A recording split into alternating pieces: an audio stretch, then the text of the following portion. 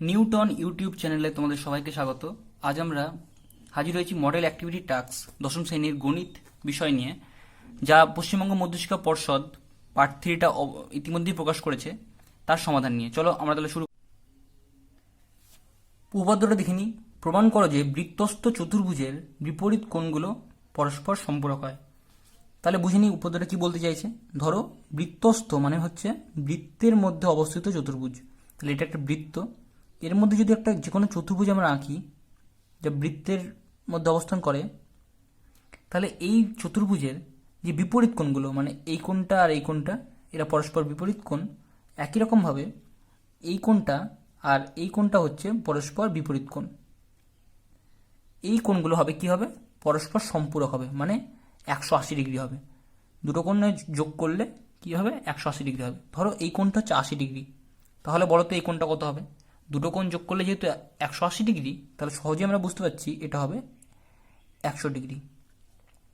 একই রকমভাবে এই কোণটা ধরো যদি 45 ডিগ্রি হয়, তাহলে এই কোণটা কত হবে, আমি নাম দিয়ে দিচ্ছি তাহলে বুঝতে সুবিধা হবে। এই আমি এ বি সি এই কোণটার কথা বলছি, এ বি সি। তাহলে দেখো দুটো কোণ যেহেতু 180 ডিগ্রি যোগ করলে হবে পরস্পর বিপরীত কোণগুলো, তাহলে এই কোণটা যেহেতু 45 ডিগ্রি দেওয়া আছে, তাহলে এটা 180 ডিগ্রি থেকে বিয়োগ করলেই পেয়ে যাবো। তাহলে 180 ডিগ্রি বিয়োগ 45 ডিগ্রি মানে হচ্ছে 135 ডিগ্রি। তাহলে এই কোণটা হচ্ছে আমার 135 ডিগ্রি। যদি আমি 135 আর 45 যোগ করি, তাহলে দেখো 180 ডিগ্রি হয়। তাহলে বোঝা গেছে যে এই পরস্পর বিপরীত কোণগুলো যে পরস্পর সম্পূরক বা 180 ডিগ্রি সমষ্টি, সেটা আমাদের প্রমাণ করতে হবে। তাহলে দেখো এখানে ছবিটা আমি হালকা করে এঁকে রেখেছি। ও কেন্দ্র একটা বৃত্ত, যার মধ্যে একটা আমরা চতুর্ভুজ এঁকে নিচ্ছি। এই চতুর্ভুজটার নাম হচ্ছে এ বি সি ডি, আর কেন্দ্র হচ্ছে ও। তাহলে আমি লিখে নিচ্ছি, ও কেন্দ্রীয় বৃত্তে এবিসিডি একটা বৃত্তস্থ চতুর্ভুজ। এবার লিখব প্রমাণ করতে হবে। কি প্রমাণ করতে হবে, এ বি সি এই কোণটা আর এই কোণটা হচ্ছে দু সমকোণ বা 180 ডিগ্রি। তাহলে আমি লিখে নিচ্ছি এ বি সি যোগ এ ডি সি সমান হচ্ছে দুই সমকোণ বা 180 ডিগ্রি। আবার একই রকমভাবে এই কোণটা আর এই কোণটা হচ্ছে 180 ডিগ্রি। তাহলে বি এ ডি কোণ যোগ বি সি ডি কোণ সমান হচ্ছে দুই সমকোণ। এটা আমাদের প্রমাণ করতে হবে। তাহলে এবার কি করব, অঙ্কন করে নিই আমরা। অঙ্কনে আমরা কি করব, এ ও এটা যোগ করলাম আর ও সি এটা আমরা যোগ করে দিলাম। তাহলে লিখে দিই যে এ ও এবং ও সি যোগ করা হলো। ব্যাস, এবার আমরা প্রমাণ করব। প্রমাণ করার জন্য আমাদের আগের যে উপপাদ্য কেন্দ্রস্থ কোণ বৃত্তস্থ কোণের দ্বিগুণ, সে সম্পর্কে আমাদের ধারণা থাকতে হবে। দেখো এখানে দুটো বৃত্তচাপ আছে। বৃত্তচাপ সম্পর্কে আমরা সবাই জানি। এখানে এ বিসি একটি বৃত্তচাপ আর এ ডিসি একটি বৃত্তচাপ। প্রথমে আমরা এ বিসি বৃত্তচাপের কেন্দ্রস্থ কোণ বৃত্তস্থ কোণ দেখব, তারপরে এডিসি কোণের কেন্দ্রস্থ কোণ বৃত্তস্থ কোণ দেখব। আমি বোঝার সুবিধার জন্য এই ছবিটা অর্ধেক অর্ধেক করে এখানে এঁকে নিচ্ছি। তাহলে দেখো এ বিসি, এই যে নিচের অংশটা আমি এভাবে আঁকলাম আর উপরের অংশটা আমি অন্য কালিতে আঁকছি, এটা। ব্যাস, এটা ধরো কেন্দ্র হচ্ছে ও। এই নিচের যে বৃত্তচাপ তার নাম হচ্ছে এ বিসি এই বৃত্তচাপটা, আর ওপরের যেটা আছে সেটা হচ্ছে এ ডিসি বৃত্তচাপ।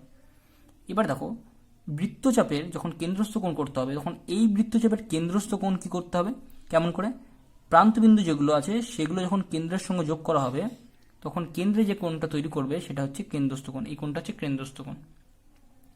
একই রকমভাবে এই কেন্দ্রস্থ কোণটা কি হবে, এই বৃত্তচাপের কিন্তু সামনে থাকবে, এই জন্য বলা হয় সম্মুখ কেন্দ্রস্থ কোণ, সামনে অবশ্যই থাকবে। তাহলে এই কোণটা হচ্ছে এই বৃত্তচাপের কেন্দ্রস্থ কোণ। এবার এই বৃত্তচাপ ছাড়া অন্য বৃত্তচাপের উপর আমি একটা বিন্দু নিচ্ছি। সেই বিন্দুটা যখন এই এবিসি বৃত্তচাপের প্রান্ত বিন্দুগুলো দিয়ে যোগ করব, তখন যে কোণটা উৎপন্ন করবে বৃত্তের উপরে তাকে বলা হয় বৃত্তস্থ কোণ। দেখো এই কোণটাও কিন্তু এই যে এবিসি বৃত্তচাপ তার সামনে আছে, সেই জন্য এই বৃত্তচাপের সম্মুখ বৃত্তস্থ কোণ হচ্ছে এডিসি এই কোণটা। চলো আমরা এটা লিখে নিই একটু। এবিসি বৃত্তচাপের দ্বারা গঠিত সম্মুখ কেন্দ্রস্থ বা কেন্দ্রস্থ কোণ লিখে দিচ্ছি একবারে, কেন্দ্রস্থ কোণ, কেন্দ্রের কোণ কোনটা তৈরি হয়েছে এইটা, তাহলে এ ও সি, এই কোণটা এ ও সি, এবং বৃত্তস্থ কোণ হচ্ছে, বৃত্তস্থ কোণ কোনটা, বৃত্তের ওপর যেটা তৈরি হয়েছে সেটা বাকি বৃত্তচাপে অবস্থান করবে, এই কোণটা, তাহলে কোণ হচ্ছে এ ডি সি। এখানে দেখে নাও, কেন্দ্রস্থ কোণ হচ্ছে এ ও সি, এই কোণটা, আর বৃত্তস্থ কোণ কোনটা, এ ডি সি, এই কোণটা। এবার আমরা কি জানি যে কেন্দ্রস্থ কোণ বৃত্তস্থ কোণের দ্বিগুণ হয়, তাহলে আমরা এখান থেকে লিখে নিতে পারি কেন্দ্রস্থ কোণটা মানে এ ও সি, এই কোণটা কি হয়, বৃত্তস্থ কোণ মানে এ ডি সি, এই কোণের কি হয়, দ্বিগুণ হয়। ঠিক আছে, এই বৃত্তস্থ কোণের দ্বিগুণ হয়ে গেল। এবার আমরা কি করব, আমরা কি প্রমাণ করছি, এ ডি সি আর এ বি সি এই দুটো কোণ যোগ করলে হয় দুই সমকোণ, তাহলে আমরা এ ডি সি কোণ মানে কত সেটা আমরা বার করব। তাহলে আমরা এখান থেকে লিখে নিচ্ছি, দেখো ঘুরিয়ে লিখছি একবার, 2 ইন্টু এ ডি সি মানে হচ্ছে এ ও সি, এখানে লিখে দিতে পারো কেন্দ্রস্থ কোণ বৃত্তস্থ কোণের দ্বিগুণ। তাহলে এখানে অতএব আমি যদি এখন এডিসি কোণ মানটা বার করতে চাই, এডিসি কোণের মান, তাহলে এডিসি মানে কি, এটা মানে হবে, সরি এখানে 2 হবে না, এটা আমি ঘুরিয়ে লিখেছি, তাহলে এডিসি মানে হবে এই দুইটা দিকে চলে এলে হবে 1/2 এ ও সি। আমরা জানি তো যে এডিসি কোণটা এ ও সি কোণের অর্ধেক হয়, এই যে এ ও সি কোণের হাফ, এ সি কোণের অর্ধেকের সঙ্গে সমান, তাহলে এটাকে আমরা 1 নম্বর সমীকরণ করে দিচ্ছি। এবার আমরা কি করব, 2 নম্বর সমীকরণটা দেখব। একই রকমভাবে আমরা যদি এ ডিসি এই বৃত্তচাপটাকে নিয়ে উপরে আঁকলাম আমরা এ ডি সি, আর নিচে আঁকলাম আমরা এবিসি বৃত্তচাপটা, ব্যাস। তাহলে দেখো কি করব আমরা, এডিসি বৃত্তচাপের দ্বারা, তাহলে এডিসি বৃত্তচাপের যে কেন্দ্রস্থ কোণ হবে সেটা এইগুলো প্রান্তবিন্দুগুলো যখন যোগ করলাম তখন এডিসি হচ্ছে, এই কোণটা হচ্ছে এই এওসি কোণ, এইটা হচ্ছে এডিসি বৃত্তচাপের কেন্দ্রস্থ কোণ। আর বৃত্তস্থ কোণ কোনটা, এই বৃত্তচাপ ছাড়া বাকি বৃত্তচাপের উপর অবস্থিত যে কোনো একটা বিন্দু নিলাম, প্রান্তবিন্দুগুলো যোগ করলাম, দিয়ে যে কোণটা তৈরি হলো এই বৃত্তচাপের সামনে, সেটা হচ্ছে এই বৃত্তচাপের, এডিসি বৃত্তচাপের বৃত্তস্থ কোণ। কখনোই এ ডিসি বৃত্তচাপের কেন্দ্রস্থ কোণ কখনোই এইটা হবে না, কখনো এই নিচের কোণটা হবে না। কেন, কারণ এই কোণটা এই বৃত্তচাপের সামনে না, বিপরীত দিকে অবস্থিত, সেজন্য সবসময় সামনে থাকবে। তাহলে আমি এই এওসি কোণটা যেহেতু 180 ডিগ্রির থেকে বড়, দেখো এটা 180 ডিগ্রির থেকে বড় মনে হচ্ছে, সেই জন্য এটা প্রবৃদ্ধ কোণ। তাহলে আমি লিখে নিচ্ছি একই রকমভাবে,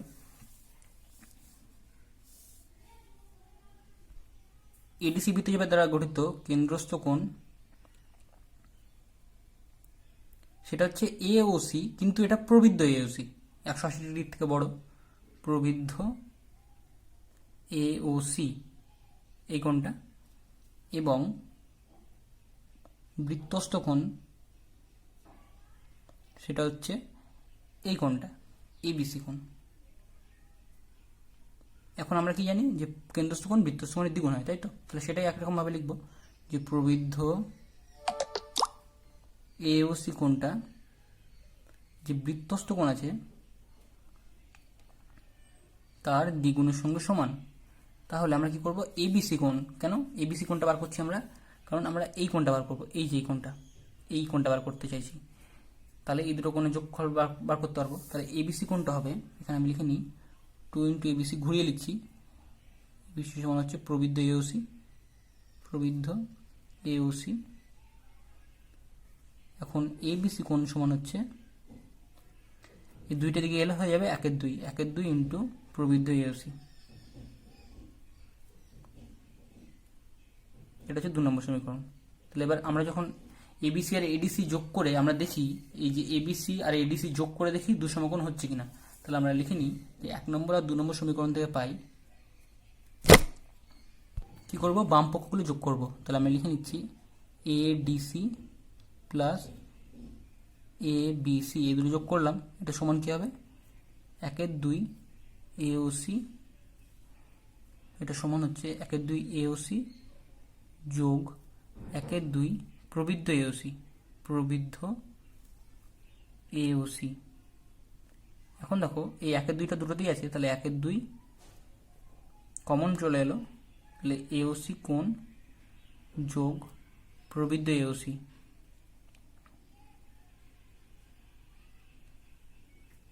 এবার এই 1-2 এওসি আর প্রবৃদ্ধ এওসি মানে কি দেখি আমরা।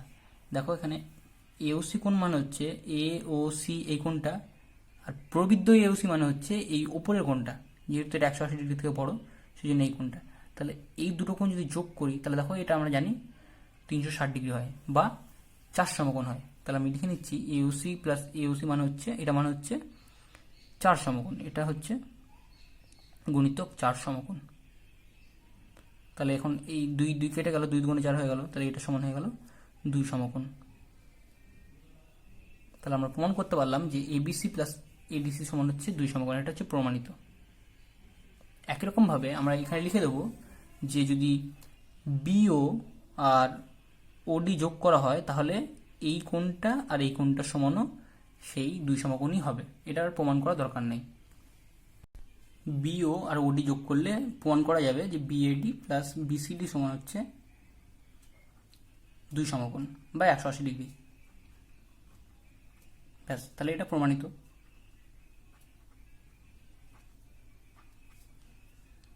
চলো আমরা 2 নম্বর প্রশ্নটা দেখিনি। এখানে ছবি দেওয়া আছে কিন্তু পরীক্ষার সময় ছবি নাও থাকতেও পারে, সরাসরি প্রশ্ন দিতে পারে। দেখিনি তাহলে প্রশ্নটা, দুটি বৃত্ত পরস্পরকে সি আর ডি বিন্দুতে ছেদ করে। তাহলে এটা একটা বৃত্ত, এটা একটা বৃত্ত, দুটি বৃত্ত সি আর ডি বিন্দুতে ছেদ করেছে। ডি ও সি বিন্দুগামী দুটি সরলরেখা, এই যে একটা ডি বিন্দুগামী সরলরেখা, একটা সি বিন্দুগামী সরলরেখা, প্রথম বৃত্তকে কি করছে, এ আর বি বিন্দুতে ছেদ করছে এই প্রান্তটা, আর অন্য বৃত্তকে কি করছে, ই আর এফ বিন্দুতে ছেদ করছে, এখানে ছেদ করছে। এবার কি হয়েছে, এ বি যোগ করা হয়েছে, ই এফ যোগ করা হয়েছে। বলেছে ডি এ বি সমান 75 ডিগ্রি, ডি এ বি এই কোণটা হচ্ছে 75 ডিগ্রি। তাহলে ডিই এফ এই কোণটার মান কত সেটা বার করতে বলেছে। তাহলে এর আগে আমরা দেখলাম যে বৃত্তস্থ চতুর্ভুজের যে বিপরীত কোণগুলো হয় সেগুলোর সমষ্টি হয় 180 ডিগ্রি বা সম্পূরক হয়। তাহলে আমরা কি করব, এখানে বৃত্তস্থ চতুর্ভুজ তৈরি করার জন্য ডি আর সি কে যোগ করে দেবো। তাহলে দেখো এবার বৃত্তস্থ চতুর্ভুজ তৈরি হয়ে গেল। তাহলে আমরা লিখে দিই অঙ্কন কি করলাম আমরা, ডি ও সি যোগ করা হলো, না লিখলে কোনো অসুবিধা নেই, লিখলে ভালো। এবার দেখো এখানে বলেছে কি, ডি এ বি এই কোণটা, ডি এ বি সমান কত, 75 ডিগ্রি। তাহলে এই কোণটার মান কত, এই কোণটার মান আমরা আগে বার করব। এই কোণটার মান কি হবে, তাহলে এই কোণটার মান হবে, আমরা জানি যে 180 ডিগ্রি থেকে বিয়োগ করলে এই কোণটার মান পেয়ে যাব। তাহলে বিসিডি এই কোণটার মান, বিসিডি এই কোণটার মান হবে 180 ডিগ্রি থেকে 75 ডিগ্রি বিয়োগ করে দেবো, মানে হচ্ছে দেখো 105 ডিগ্রি। কারণ কি, কারণ আমরা লিখে দেবো এখানে বৃত্তস্থ চতুর্ভুজে বিপরীত কোণগুলো সম্পূরক, সেই জন্য এই বিসিডি কোণটা হয়ে গেল 105 ডিগ্রি। এবার তাহলে এই কোণটা কত, এই কোণটা বার করবো কত, এই কোণটা হবে দেখো এই সরলরেখা সেহেতু সম্পূর্ণ কোণটা 180 ডিগ্রি, তাহলে এই কোণটা কি হবে, এই কোণটা হবে 180 ডিগ্রি থেকে বিয়োগ করলে এই কোণটা পেয়ে যাবো। তাহলে ডিসিএফ এই কোণটা, কোণ ডিসিএফ এই কোণটা হচ্ছে 180 ডিগ্রি থেকে, এটা তো আমরা 105 ডিগ্রি পেয়ে গেছি, তাহলে 180 ডিগ্রি থেকে এটা যদি বিয়োগ করি তাহলে 180 ডিগ্রি বিয়োগ 105 ডিগ্রি মানে সেই আবার ঘুরে এলো 75 ডিগ্রি। কারণ সরলরেখার যে পাশাপাশি কোণগুলো সেগুলো সম্পূরক হয়, একই সরলরেখার পাশে সন্নিহিত কোণগুলো 180 ডিগ্রি হয়। তাহলে এটা হচ্ছে 75 ডিগ্রি। তাহলে এটা যদি 75 ডিগ্রি হয় তাহলে এবার আমরা এই কোণটাও পেয়ে যাব। এই কোণটা হয়ে যাবে কি, দুটো কোণ সমষ্টি করলে এটা যদি 75 ডিগ্রি হয় তাহলে আমরা জানি যে এই দুটো কোণের সমষ্টি সবসময় 180 ডিগ্রি হয়। তাহলে এই কোণটা কি হবে, তাহলে ডিইএফ এই কোণটা হবে, কোণ ডিইএফ এই কোণটি হবে 180 ডিগ্রি থেকে এটা বিয়োগ করে দেবো, তাহলে 180 ডিগ্রি বিয়োগ 75 ডিগ্রি মানে হচ্ছে 105 ডিগ্রি। তাহলে ডিইএফ কোণ সমান হচ্ছে 105 ডিগ্রি, কারণ বৃত্তস্থ চতুর্ভুজের বিপরীত কোণগুলো সম্পূরক হয়। তাহলে এই কোণটা পেয়ে গেলাম আমরা 105 ডিগ্রি। তোমাদের বই একটা অনুসিদ্ধান্ত আছে, সেটা থাকলে আরো সুবিধা হতো এটা প্রমাণ করা। অনুসিদ্ধান্তটা এটা বলা হয়েছে যে বৃত্তস্থ চতুর্ভুজের কোন একটা বৃত্তস্থ চতুর্ভুজের এরকম যদি একটা বৃত্তস্থ চতুর্ভুজ হয়, তার যে কোনো একটা বাহু, আমি ধরি নাম দিচ্ছি এটা এ বি সি ডি, এটা একটা বৃত্তস্থ চতুর্ভুজ, এই বাহুটাকে বর্ধিত করলাম, নাম দিলাম আমরা ই। এই বর্ধিত করার ফলে বাইরের দিকে যে কোণটা উৎপন্ন হলো সেটা হচ্ছে বহিস্থ কোণ। এই যে বহিস্থ কোণটা সেটা কি হয়, বিপরীত অন্তস্থ কোণ, মানে এই কোণটা, পাশের কোণটা না, এর বিপরীত হচ্ছে এই কোণটা। এটা অন্তস্থ কোণ কিন্তু এটা বিপরীত বলেছে, তাহলে এই কোণটার সঙ্গে এই কোণটা হচ্ছে সমান। এর একটা অনুসিদ্ধান্ত আছে তোমাদের 166 পাতায়, এই পাতায় তোমরা দেখবে একটা অনুসিদ্ধান্ত আছে। তাহলে দেখো একই রকম ভাবে আমরা যদি প্রমাণ করতাম এই জিনিসটা, এই কোণটা কার সঙ্গে সমান হবে, বিপরীত অন্তস্থ কোণ। তাহলে এই কোণের বিপরীত অন্তস্থ কোণ কোনটা, এই কোণটা, তাহলে এই কোণটা সঙ্গে হচ্ছে এই কোণটা সমান। তোমরা একবারেও সেটা করতে পারতে, যে এখানে লিখে দিতে যে বিসিডি কোণ সমান হচ্ছে 105 ডিগ্রি। তাহলে আমরা বলতে পারি যে ডিইএফ এই কোণটা কি হবে, 105 ডিগ্রি হবে। কেন হবে, কারণ অনুসিদ্ধান্ত লিখবে যে একটি বৃত্তস্থ চতুর্ভুজের কোনো বাহুকে বর্ধিত করলে যে বর্ধিত কোণ উৎপন্ন হয়, বহিস্থ কোণ উৎপন্ন হয়, তা বিপরীত অন্তস্থ কোণের সঙ্গে সমান হয়। সেটা লিখে দিলে একবারে প্রমাণ হয়ে যেত। এটাও সোজা আছে, এটা তোমাদের বোঝার সুবিধা হবে, সেই জন্য করা হলো। প্রশ্নটা দেখে নিই। একটি গোলকের ব্যাসার্ধের দৈর্ঘ্য 50% বৃদ্ধি করলে বক্রতলের ক্ষেত্রফল শতকরা কত বৃদ্ধি পায় তা নির্ণয় করি। তাহলে প্রথমে আমরা ধরে নিচ্ছি গোলকের ব্যাসার্ধ হচ্ছে আর একক। গোলকের ব্যাসার্ধ ধরলাম আর একক, তাহলে বক্রতলের ক্ষেত্রফল কত হবে সেটা আমরা লিখে নিই। বক্রতলের ক্ষেত্রফলের সূত্র কি, 4 পাই আর, মানে তো এখানে আর, তাহলে আর এর স্কোয়ার এত বর্গ একক, যেহেতু ক্ষেত্রফল সেই জন্য বর্গ।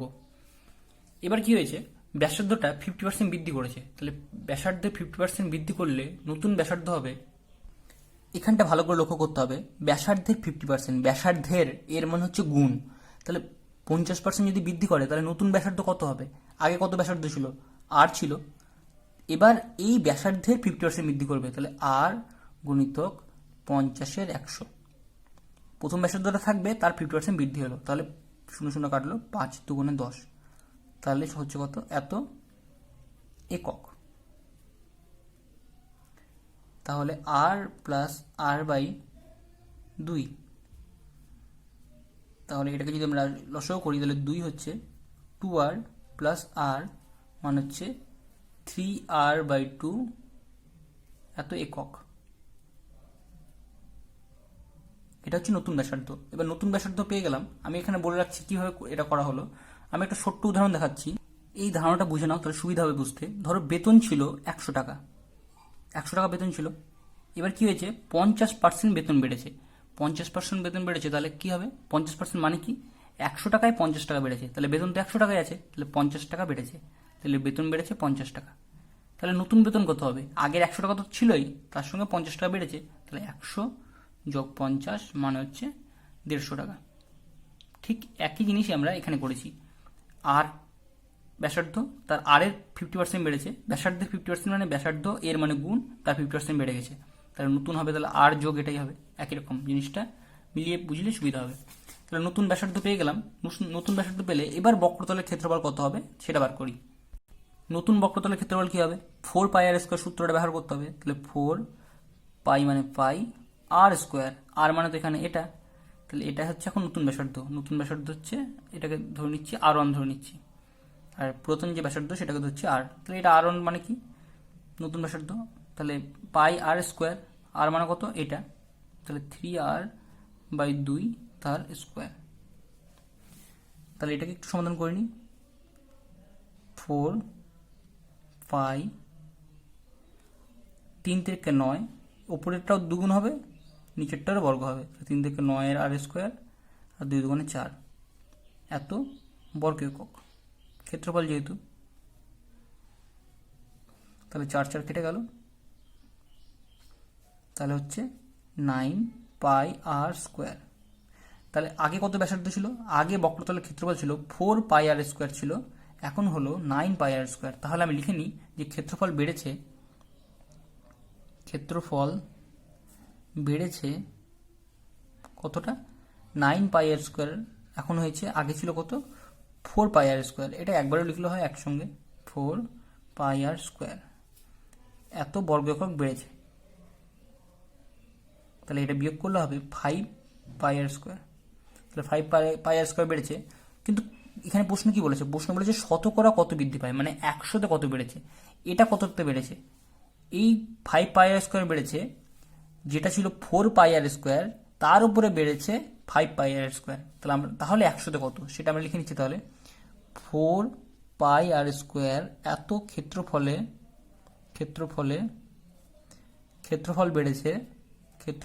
বেড়েছে 5πr² বর্গ একক। এত বর্গ একক লিখে দিতে পারি আমরা, বর্গ একক।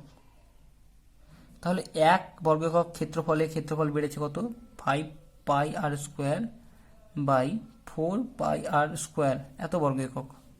তাহলে কি বলেছে? শতকরা বলেছে, মানে 100তে কত? তাহলে 100 বর্গ একক ক্ষেত্রফল বাড়বে 5πr² বাই 4πr² গুণিতক 100। এখানে πr² কেটে যাচ্ছে, 4 25 100, 5 25 হচ্ছে 125 বর্গ একক বাড়বে। তাহলে আমাদের বলেছে শতকরা কত বাড়বে, তাহলে আমরা লিখতে পারি এখানে যে 125% বা 100তে 125% ক্ষেত্রফল বৃদ্ধি পাবে। ব্যাস, এটা হচ্ছে অ্যান্সার। 10 নম্বর অঙ্কটা কি বলেছে দেখে নিই। একটি অর্ধগোলাকৃতি গম্বুজের ভূমিতলের ব্যাসের দৈর্ঘ্য হচ্ছে 42 ডেসিমিটার। তাহলে ছবিটা কেমন হবে? সবসময় ছবি আঁকার চেষ্টা করতে হবে। এটা একটা গম্বুজ, ঠিক আছে?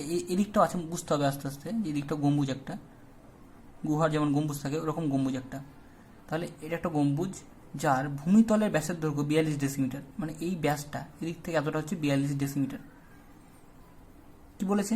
যে গম্বুজটির উপরিতল রং করতে প্রতি বর্গ মিটার 35 টাকা হিসাবে কত খরচ পড়বে হিসাব করি। এবার কি করবে? ওপরতল রং করবে, মানে এই সব জায়গাটা রং করবে, সমস্ত উপরিতলটা রং করবে।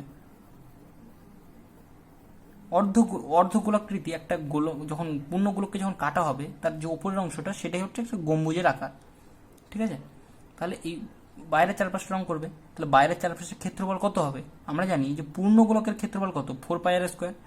তাহলে অর্ধগোলকের যে বক্রতলের ক্ষেত্রফল সেটা হবে 2πr², এত বর্গমিটার, এত বর্গ একক হয়, ঠিক আছে? তাহলে আমরা এটাকে কাজে লাগাবো, এই সূত্রটাকে। এখন কি বলেছে? ব্যাসের দৈর্ঘ্য বলেছে 42 ডেসিমিটার, কিন্তু দেখো এখানে বলেছে গম্বুজটির উপরিতল রং করতে প্রতি বর্গমিটার 35 টাকা। তাহলে এখানে বর্গমিটারে দেওয়া আছে, তাহলে আমরা এটাকে বর্গমিটারে নিয়ে যাবো। তাহলে আমরা প্রথমে লিখে নিই, গম্বুজের ভূমিতলের ব্যাস কত বলে দেওয়া আছে? 42 ডেসিমিটার। আমাদের ব্যাস নিয়ে কোনো কাজে লাগে না, ব্যাসার্ধ লাগে। তাহলে আমরা ব্যাসার্ধটাকে বার করে নিই, তারপরে মিটারে নিয়ে যাবো। তাহলে ব্যাসার্ধ হবে অর্ধেক, মানে 42-এর 2 মানে হচ্ছে 21 দুগুণে 42, 21 ডেসিমিটার। এবার দেখো 21 ডেসিমিটার, এটাকে মিটারে নিয়ে যাবো। তাহলে আমরা দেখি নিই আগে মিটার, তারপরে ডেসিমিটার, মিটার থেকে ডেসি। তাহলে আমরা কিসে নিয়ে যাচ্ছি? এখানে ডেসিমিটার থেকে মিটারে নিয়ে যাবো। তাহলে বাঁ দিকে যাবো, তাহলে 1 0 10 দিয়ে ভাগ করতে হবে। তাহলে ব্যাসার্ধ আবার লিখছি আর একবার, ব্যাসার্ধ হবে 21/10 এত মিটার, ঠিক আছে?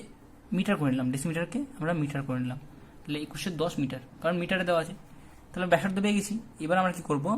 উপরিতলের ক্ষেত্রফলটা সূত্রটা প্রয়োগ করব। তো উপরিতলের ক্ষেত্রফলের সূত্র হচ্ছে 2πr²। তাহলে লিখে নিই আমরা যে গম্বুজের উপরিতলের ক্ষেত্রফল হবে, পরিতলের ক্ষেত্রফল কত? 2πr²। আর মানে কত? ব্যাসার্ধ তো পেয়ে গেছি, এটা মিটারটা ব্যবহার করবো আমরা। তাহলে 21-এর 10 তার স্কোয়ার, এত বর্গ মিটার, কারণ ক্ষেত্রফল সবসময় বর্গ এককটা লিখতে হবে। তাহলে আমরা এটাকে ক্যালকুলেশন করি। 2π মানে হচ্ছে 22-এর 7, 21-এর 10কে দুবার লিখবো, 21-এর 10 গুণিতক 21-এর 10, কাটোরি হয়ে যাচ্ছে, হ্যাঁ 3 7 21, 5 দুগুণে 10, এদিকে আবার 11 দুগুণে 22, 5 দুগুণে 10। তাহলে উপরে থাকছে দেখো 11 গুণিতক 3 গুণিতক 21, আর নিচে থাকছে 5 5 25। এটাকে একটু সহজ করলে হবে, দেখো বর্গ মিটার তো সহজ করলে হবে 3×11 = 33, তাহলে এটা এরকম হচ্ছে 33×21/25 বর্গমিটার। তাহলে আমরা বুঝতে পারলাম যে এই যে উপরের যে টোটাল অংশটার যে ক্ষেত্রফল সেটা হচ্ছে কত, এইটা 33×21/25 বর্গমিটার। এটাকে সহজ করার দরকার নেই, কারণ এটাই আমাদের কাজে লাগবে। এত বর্গমিটার হয়েছে। এবার কি বলেছে এখানে অঙ্কে, বলেছে যে প্রতি বর্গমিটার হচ্ছে 35 টাকা খরচ, মানে 1 বর্গমিটারের খরচ হচ্ছে 35 টাকা। আমাদের টোটাল যে উপরিতলের যে ক্ষেত্রফল সেটা হচ্ছে এত বর্গমিটার। তাহলে আমরা লিখে নিই জিনিসটা যে 1 বর্গমিটারে খরচ হয় কত বলেছে, 35 টাকা। এবার আমাদের টোটাল যে বর্গমিটার কত, এত বর্গমিটার, মানে 33×21/25 বর্গমিটারে খরচ হবে কত, 33×21/25, তার সঙ্গে এটা গুণ হয়ে যাবে 35 টাকাটা, তাই না? 1 বর্গমিটার খরচ হয় এত টাকা, তাহলে এত বর্গমিটার বেশি হবে, ওটার সঙ্গে 35 গুণ হয়ে গেল, তাহলে এত টাকা খরচ হবে। এবার এটা দেখো কাটাকুটি করে ছোট করি এটাকে আমরা, 5×7 = 35, 5×5 = 25, তাহলে উপরে যখন 7, 33 আর 21 এই তিনটি যখন গুণ করবে তখন হবে উত্তর 4851। এবার এর নিচে হচ্ছে 5 দিয়ে ভাগ। এবার এটা ভাগ করে দেখবে তোমরা, ভাগ করলে হবে উত্তর হবে 970.2 এত টাকা। তাহলে এটাই আমাদের অ্যান্সার। তাহলে এটাকে লিখতে পারো 970 টাকা 20 পয়সা বা 970.2 টাকা। আশা করি বোঝা গেছে এতটা, খুব সহজ একটা অঙ্ক।